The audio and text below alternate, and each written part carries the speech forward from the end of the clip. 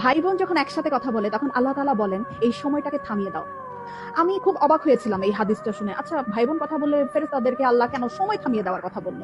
পরে যখন ডিটেইল জানলাম তখন খুব কষ্ট লাগলো। ডিটেইলটা ঠিক এরকম ছিল।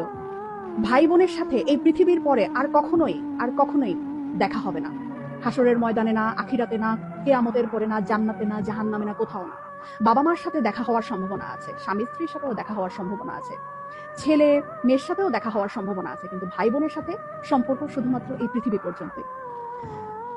তখন এত খারাপ লাগলো ব্যাপারটা জেনে যে আমার যে বোন আছে অথবা আমার যে ভাই আছে তার সাথে আমার আর কখনোই দেখা হবে না এই পৃথিবীর পরে। মানে মরে যাওয়ার পরে তার সাথে আর আমার কখনোই কথা হবে না। এত ক্ষণস্থায়ী একটা সম্পর্ক আমাদের। যারা সম্পত্তি নিয়ে ঝামেলা করে ভাই বোনের সাথে কথা বলে না, যারা অনেক ঝগড়া বিবাদের কারণে ভাই বোনদের সাথে কথা বলা বন্ধ করে দেয়, তারা না করেন না এই ব্যাপারটা। সময়টা না খুব কম আমাদের, খুব কম। এত কম সময় নিয়ে আমরা পৃথিবীতে এসেছি এবং এই কম সময়ের মধ্যে আমরা আবার কলুষতা, আমরা আবার ঝগড়া বিবাদ এইরকম করে আমাদের এত কাছের এত আপন একটা মানুষ, একই পেটের মায়ের পেটের বোন, মায়ের পেটের ভাইয়ের সাথে কথা বলা বন্ধ করে দিলাম। এই মানুষগুলোর সাথে তো আমাদের আর পৃথিবীর পরে দেখাও হবে না, কথা হবে না। কি দরকার মনে এত কষ্ট রেখে?